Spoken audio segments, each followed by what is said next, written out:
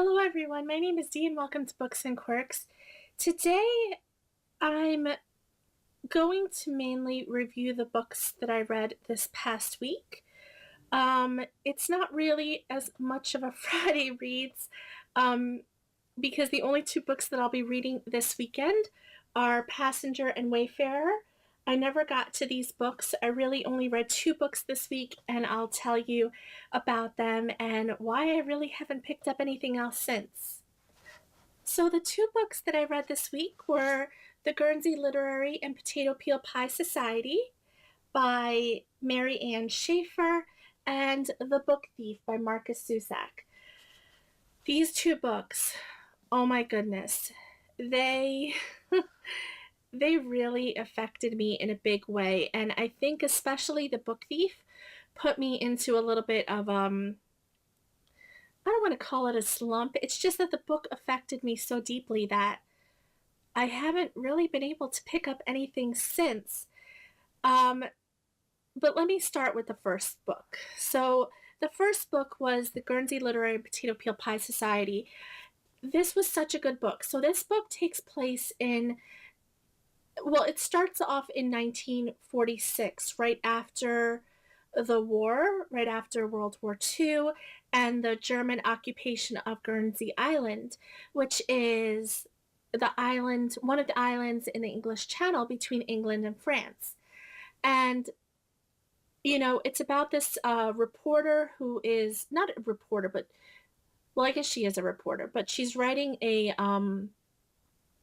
book, and she becomes really interested in this island and the people and everything that they went through during the German occupation. And it's also told in letter format. So it's an epistolary novel.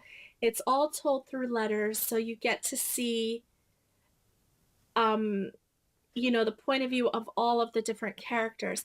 However, sometimes with these types of books, I can feel a little bit disconnected from the characters, but I didn't feel that way with this book.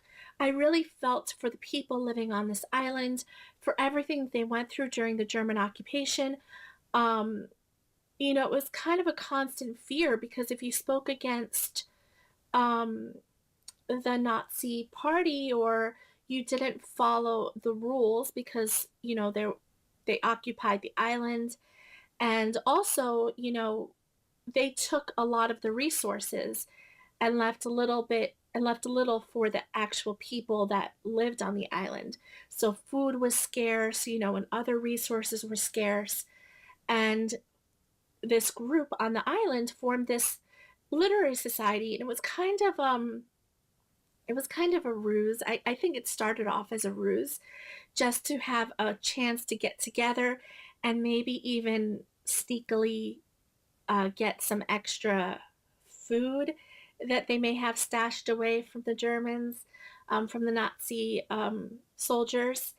And I don't. I don't know how to quite describe this book. I just felt for the people.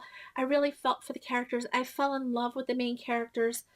Um, Juliet is the main character. I had to remember her name.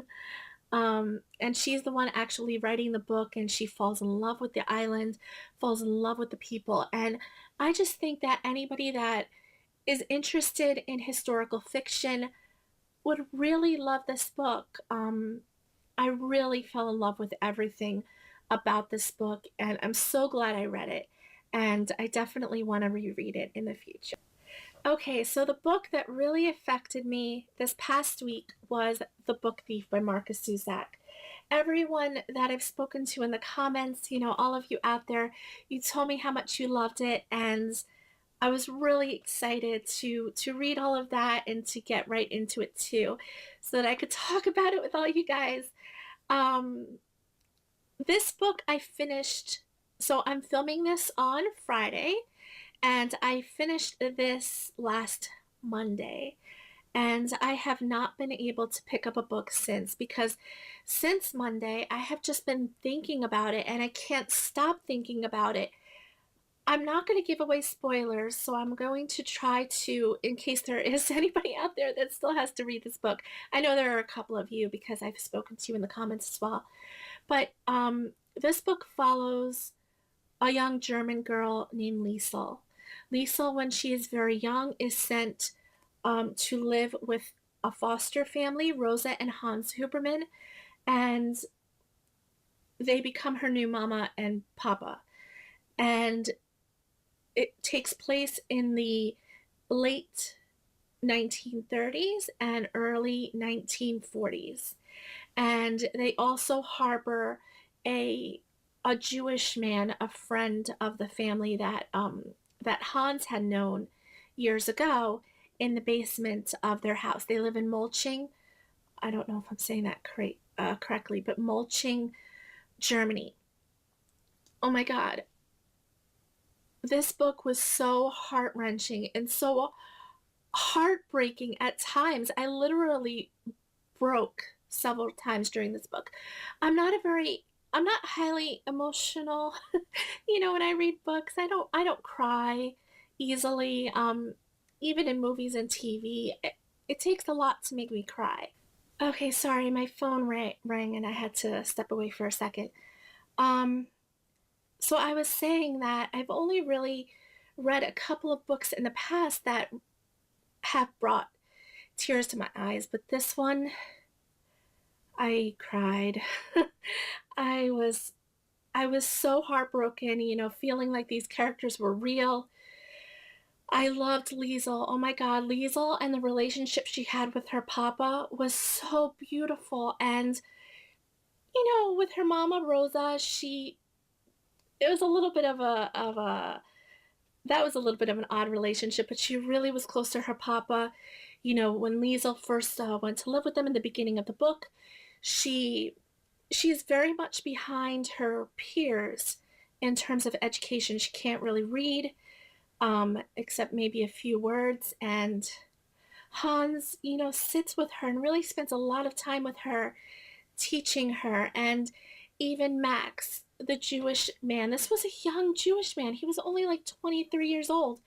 And, called Hans on a favor, asking him if he would harbor him in his house. And it was basement. It was not even like Anne Frank. It was not even closed off by like a bookcase or anything, um, where they couldn't see the staircase leading up to the attic. But in this case, it was just a basement, and you just went down the stairs, and it wasn't really hidden as much. Um, you got to see at Liesel was part of the Hitler Youth, um, but so you really got to see things from a different perspective. I never really read a book like this. I mean, I read The Diary of Anne Frank, and I read Night by Eli Wiesel and Weisel. I'm not sure. But and I loved those books. I still have copies of those books, and those books will forever be ingrained in my memory. But I love those books, and those books will forever be ingrained in my memory. But The Book Thief, had a completely different perspective, and it really showed that, despite the Nazi Party bringing racism and a whole bunch of evil to the world back then, under Hitler, not all people were like that. There were really good-hearted people, um, but you were forced to comply, or else you would also be sent to a concentration camp, or severely punished in some way, and the Gestapo would take you away. So Liesel and Hans and Rosa, they had to be very careful about how they acted, even though they were against everything, in order to keep themselves safe, to keep Max safe in the basement. They had to comply with all of the cultural norms. They went, anytime they encountered, a soldier or even some of the townsfolk, they had to Heil Hitler, um, and comply with, at least I had to comply with being part of the Hitler Youth. And I mean, it was just I can't really say anymore. I mean, that happens in the very beginning of the book. You'll have to read to see more, but I just think that this is a must read for everyone out there. You know, if you're at all interested in historical fiction, just like the first book, or if you're interested in World War II, I mean, this book and parts of it actually reminded me of the Diary of Anne Frank, but it is a very different plot. And I just think that it's it's beautiful. It's a beautiful, beautiful book. It's a gut-wrenching, heart-wrenching, but still beautiful story, and I love it so much. And I will treasure this book. This is actually a used copy that I bought, but I actually want to buy a new copy one of these days and keep it on my shelf because I want to reread it over and over again in the future because it was just so beautiful. But it did put me in a little bit of a reading hangover slump. I do want to read. I had told you last week in the Friday reads that I wanted to move on to Wayfarer.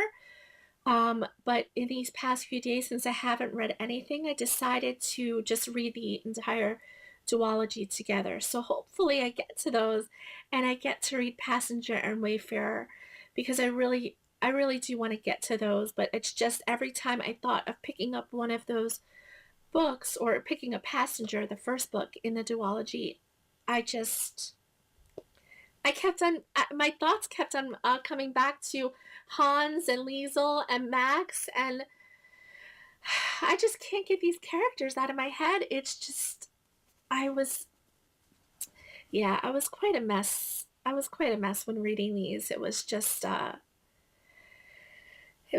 quite a powerful book. And um yeah, now I can talk about it with those of you that have read it, which a lot of you have. And that is all I have for you. That is my wrap up. I tried to keep it spoiler free. I hope that if you haven't read this book, I hope that, and you have thought about reading it, I hope that you do pick it up because I think that it's just a must read for, you know, understanding another group of people that lived through World War II and Hitler's regime. Also, Marcus Zusak, the author of this book, I just want to mention quickly, you know, he took a lot of